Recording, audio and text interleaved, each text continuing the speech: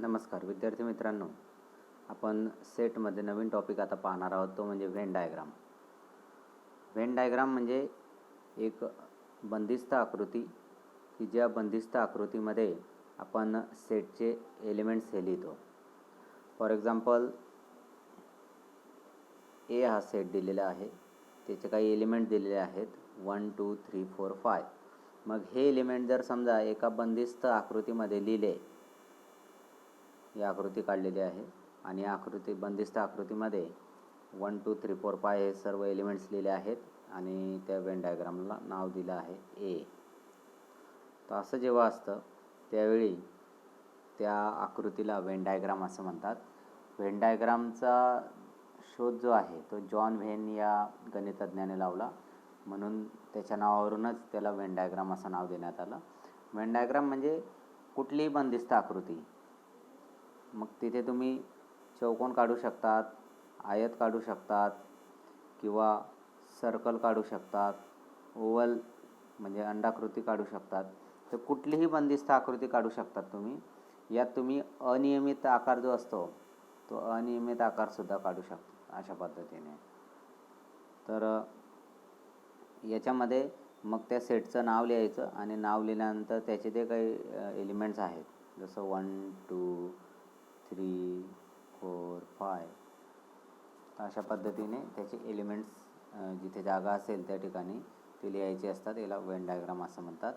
तर या व्हेन डायग्रामचा जो उपयोग आहे तो आपल्याला सेटवर ज्यावेळी क्रिया करतो त्यावेळी हे आपल्याला व्हेन डायग्रामचा फायदा होतो आणि ते लवकर आपल्याला समजतं. तर सबसेट आपण पुढचा पॉईंट बघूया, त्याच्यात आपल्याला याच्या व्हेन डायग्रामविषयी डीप माहिती कळेल. तर एक एक्झाम्पल दिलेलं आहे. ए सेट आहे, त्याचे एलिमेंट्स आहेत 1 2 3 4 5 6 7 8 आणि बी एलिमेंट्स आहे 2 4 6 8. बरं, या दोघं सेटचं ऑब्झर्वेशन जर आपण केलं तर बीचे जे सर्व एलिमेंट्स आहेत 2 4 6 8 ते सर्वच्या सर्व एमध्ये आहेत. Every elements of set B is also an element of set A. मग असं जेव्हा असतं की जेव्हा एखाद्या सेटमधले सर्वच्या सर्व एलिमेंट्स दुसऱ्या सेटमध्ये असतात तेव्हा त्या सेटला सबसेट असं म्हणतात. म्हणजे बीचे सर्व एलिमेंट्स हे एमध्ये आहेत म्हणून B is a subset of A. सबसेटचं साईन आहे, मध्ये जे काढलं ते सबसेटचं साईन आहे. सोपं साईन आहे. असा मोठा सी काढायचा आणि खाली अंडरलाईन केली तर याला सबसेट असं म्हणतात. सबसेट वाजायचं. आणि हे सबसेट रिलेशन जर व्हेन डायग्रामने दाखवायचं असेल तर मग सबसेट रिलेशन दाखवताना आकृतीमध्ये आकृती काढायची असते. त्रिकोणात चौकोन काढा, चौकोनात त्रिकोण काढा, वर्तुळात वर्तुळ काढा किंवा वर्तुळात त्रिकोण काढा. तर अशा प्रकारे ही आकृती आपल्याला दाखवायची असते. आणि आधी जो लहान सेट असेल, जो सबसेट असतो तो आधी लिहून घ्यायचा. आता बी हा सबसेट आहे. ए 2 4 आणि 6 2 4 6 8 हे एलिमेंट्स आले. नंतर जे उर्वरित एलिमेंट्स आहेत म्हणजे जे एमध्ये आहेत तर ते लिहून घ्यायचे. तर तो 1 आहे, 2 ऑलरेडी मध्ये आलेलाच आहे, 3 4 आला आहे, 5 6 मध्ये आला आहे, 7.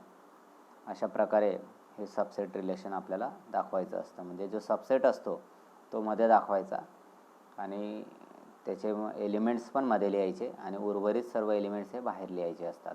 तर अशा प्रकारे हे सबसेट रिलेशन आपल्याला दाखवायचं असतं आणि या पद्धतीने त्याला चिन्हाने आपल्याला दाखवायचं असतं आणि अशा पद्धतीने आकृतीने आपल्याला ते दाखवायचं असतं.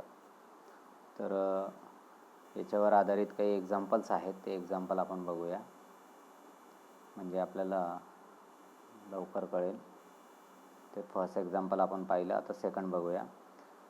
N is a set of natural numbers. Natural नंबरचा सेट आहे. I is a set of integers. Hence natural number is a subset of integer. म्हणजे जे नॅचरल नंबर आहेत ते सर्वच्या सर्व इंटिजरमध्ये येतात. म्हणजे नॅचरल नंबर हा इंटिजरचा सबसेट आहे.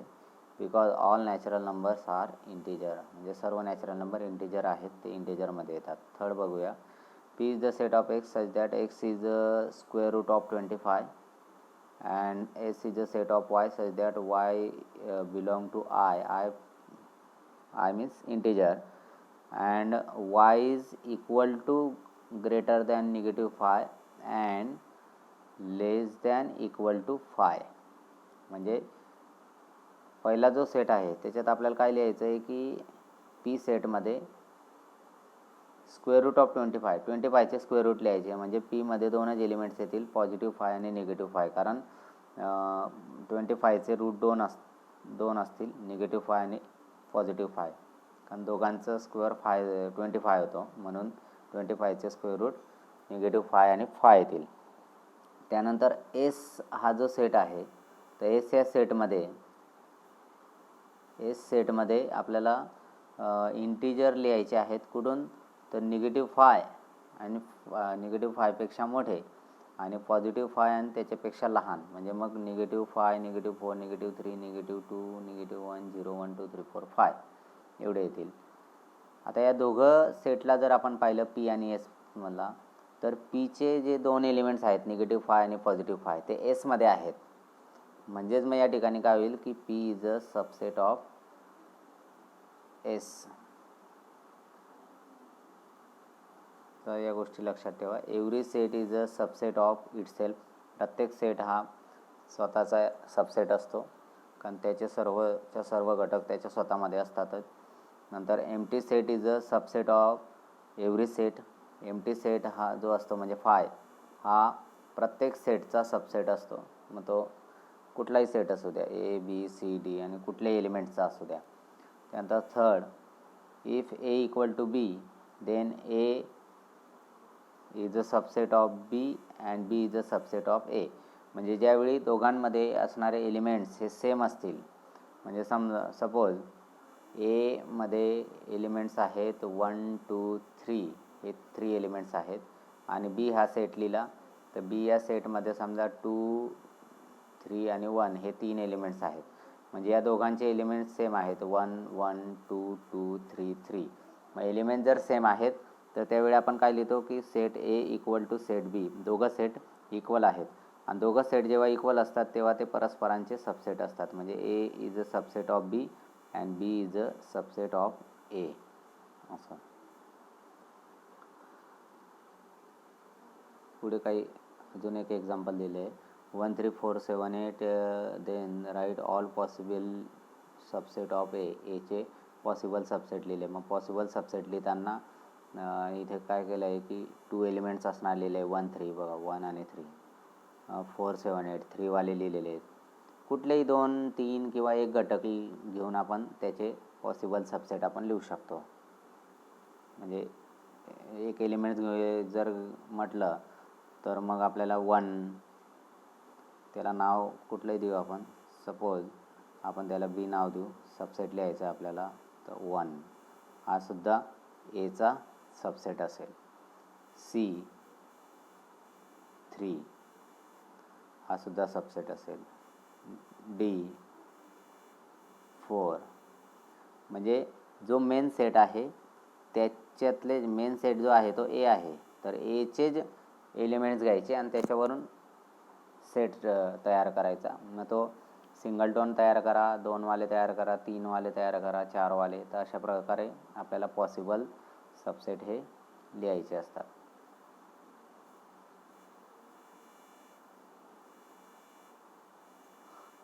यानंतर युनिव्हर्सल सेट आपल्याला पाहायचा आहे. युनिव्हर्सल सेट जो आहे तर तो युनिव्हर्सल सेट काय असतो ते आपण समजून घेऊया. तर एक एक्झाम्पल दिलेलं आहे ते बघूया.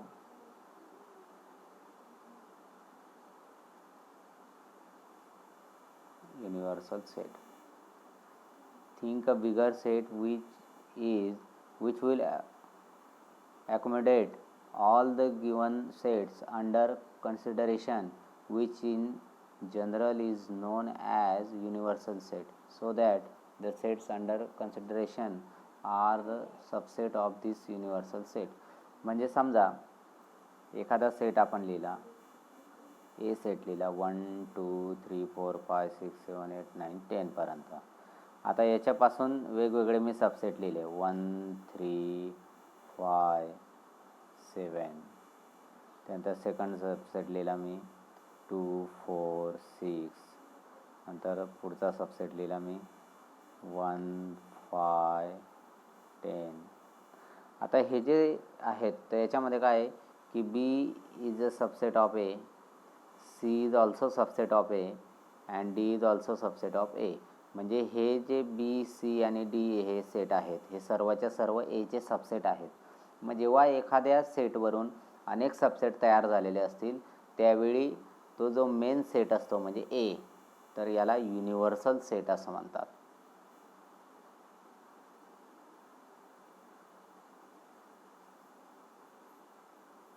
आणि तो यूने दर्शवला जातो.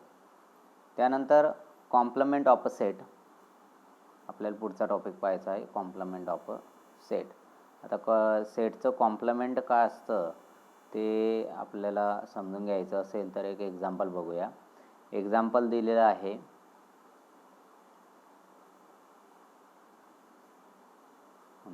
तर कॉम्प्लिमेंट ऑफ सेट काय असतं.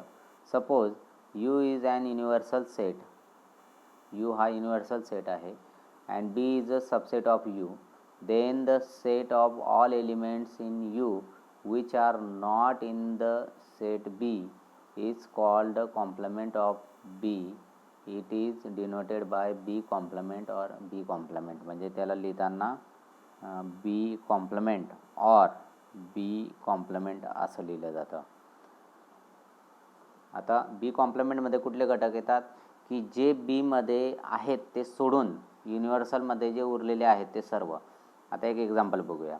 फर्स्ट नंबर युनिव्हर्सल सेट दिलेला आहे 1 2 3 4 5 6 7 8 9 10. 1 to 10 नंबर आहेत. ए दिलेला आहे 2 4 6 8 10. मग आपल्याला एचा कॉम्प्लिमेंट काढायचा आहे. मग कॉम्प्लिमेंट काढणं म्हणजे काय तर एमध्ये जे एलिमेंट्स आहेत म्हणजे 2, तर युनिव्हर्सलमधला 2 काढून टाकायचा. 4 पण काढला, 6 काढला, 8 पण काढला आणि 10 पण काढला. तर जे रिमेनिंग एलिमेंट्स आहेत म्हणजे 1 3 5 7 आणि 9, तर हे जेव्हा आपण लिहिले तर त्याला एचा कॉम्प्लिमेंट असं म्हणतात.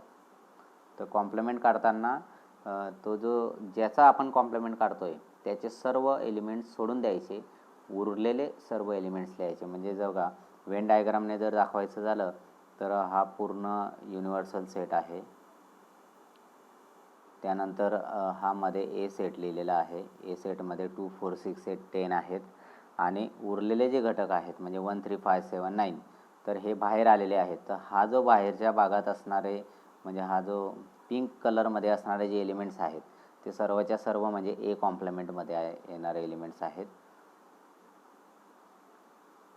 सेकंड एक्झाम्पल बघूया. युनिव्हर्सल सेट दिलेला आहे 1 3 9 11 13 18 19. बी दिलेला आहे 3 9 11 13. आता बीचा कॉम्प्लिमेंट लिहायचा आहे आपल्याला. मग कॉम्प्लिमेंट लिहिताना 3 जो आहे बी मधला तो कॅन्सल करायचा, तो काढला. त्यानंतर 9 आहे तो पण कॅन्सल केला, तो पण काढला. 11 त्याला पण काढलं आणि 13ला पण काढलं. तर जे रिमेनिंग एलिमेंट्स आहेत तो म्हणजे 1 18 अँड 19. 1 18 अँड 19 इथे पण पाहिलं आपण तर पिंक भागामध्ये 1 18 अँड 19 हे 3 एलिमेंट्स आहेत. तर हे जे रिमेनिंग एलिमेंट्स आहेत ते म्हणजेच बी कॉम्प्लिमेंट. तर अशा प्रकारे कॉम्प्लिमेंट आपल्याला लिहायचा असतो. आता याच्यात काही प्रॉपर्टीज आहेत त्या लक्षात ठेवा. No elements are common in A and A complement. म्हणजे जेव्हा आपण एखाद्या सेटचा कॉम्प्लिमेंट लिहितो तर त्याच्या कॉम्प्लिमेंटमध्ये आणि त्याच्यामध्ये कॉमन एलिमेंट्स नसतात, सारखे नसतात, दोघांमध्ये वेगवेगळे एलिमेंट्स असतात. त्यानंतर सेकंड आहे ए सबसेट ऑफ यू असेल म्हणजे युनिव्हर्सल सेट असेल and A complement is a subset of universal असतं. म्हणजे जसा ए हा युनिव्हर्सलचा सबसेट असतो तसा ए कॉम्प्लिमेंटसुद्धा युनिव्हर्सलचा सबसेट असतो. कारण आपण जे उर्वरित घटक लिहितो रिमेनिंग एलिमेंट्स ते सुद्धा युनिव्हर्सल सेटमधलेच असतात. म्हणजे तो सेट असू द्या किंवा त्याचा कॉम्प्लिमेंट असू द्या दोघंही युनिव्हर्सलचे सबसेट असतात. त्यानंतर थर्ड आहे complement of set U is empty set. मग आपल्याला जर युनिव्हर्सल सेट आहे हा दिलेला, तर युनिव्हर्सल सेटचा जर आपल्याला कॉम्प्लिमेंट लिहायला लावला तर युनिव्हर्सलमधले सोडून युनिव्हर्सलमधले लिहायचे आहेत. कारण कॉम्प्लिमेंट लिहिताना त्याच्यातले सोडून युनिव्हर्सलमधले लिहायचे असतात. पण युनिव्हर्सलमध्येच हे 1 to 10 सगळे आहेत आणि याला सोडून युनिव्हर्सलमधले लिहायचे. युनिव्हर्सलमध्ये याला सोडलं तर इतर कुठलाच एलिमेंट्स नाही, म्हणजे त्याचं जे एलिमेंट्स येतील ते 0 येतील, म्हणजे एकही येणार नाही, म्हणजे ते 5 येईल. म्हणजेच युनिव्हर्सल सेट जो असतो त्याचा कॉम्पोनंट हा कॉम्प्लिमेंट हा 5 असतो, म्हणजे एम्प्टी असतो. Complement of empty set is union. तसंच एम्प्टीचा जो कॉम्प्लिमेंट असतो तो युनिव्हर्सल असतो. जसं युनिव्हर्सलचा कॉम्प्लिमेंट एम्प्टी असतो तसं एम्प्टीचा कॉम्प्लिमेंट हा युनिव्हर्सल असतो. तसे हे महत्त्वाच्या प्रॉपर्टीज आहेत ते आपल्याला लक्षात ठेवायचे आहेत. एक्झाम्पल सॉल्व करताना आपल्याला ते समजेल. तर फर्स्ट एक्झाम्पल एक प्रॅक्टिस सेट 1.3. त्याच्यात बघा इथे काही सेट दिलेले आहेत आणि याच्यातलं कुठलं स्टेटमेंट हे बरोबर आहे, कोणकोणतं स्टेटमेंट बरोबर आहे तर ते आपल्याला लिहायचं आहे. त्यानंतर take the set of natural number from 1 to 20 as universal set लिहायचं आहे. युनिव्हर्सल सेट आणि एक्स आणि वाय हे दोन सेट दिलेले आहेत.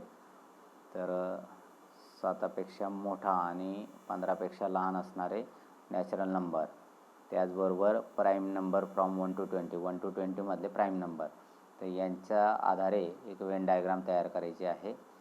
तर वेन डायग्राम काढत असताना आधी हा मोठा सेट येईल युनिव्हर्सल. तो युनिव्हर्सल सेट हा नेहमी रेक्टँगलने दाखवायचा असतो. आणि एक्स आणि वाय सेट आहेत. आता एक्स आणि वायमध्ये दोघांमधले जे एलिमेंट्स आहेत ते वेगवेगळे येतील. का तर इथे जे आहेत 7पेक्षा मोठा आणि ग्रेटर दॅन 7 आणि लेस दॅन 15 असे म्हटले आहेत. म्हणजे त्याच्यात येणारे एलिमेंट्स आणि वायमध्ये येणारे एलिमेंट्स 1 to 20 मधले प्राईम नंबर, तर ते काही सारखे येतील काही वेगळे येतील. मग ते आपल्याला आकृती या पद्धतीने दाखवावी लागेल. मग ती दाखवल्यानंतर एक्समध्ये जे एलिमेंट्स येतील तर ते कोणकोणते येतील ते आधी लिहून घ्यायचे. आता युनिव्हर्सलमध्ये कुठले येतील तर 1 to 20 नॅचरल नंबर येतील, ते आपल्याला ऑलरेडी दिलेलंच आहे. म्हणजे युनिव्हर्सलमधले जे येतील ते 1 2 3 20पर्यंत येतील.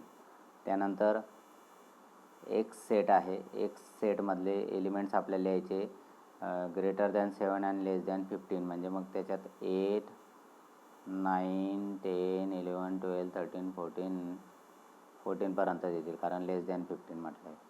त्यानंतर वाय जो सेट आहे सेकंड नंबरचा, त्याच्यात Y is a prime number from 1 to 20.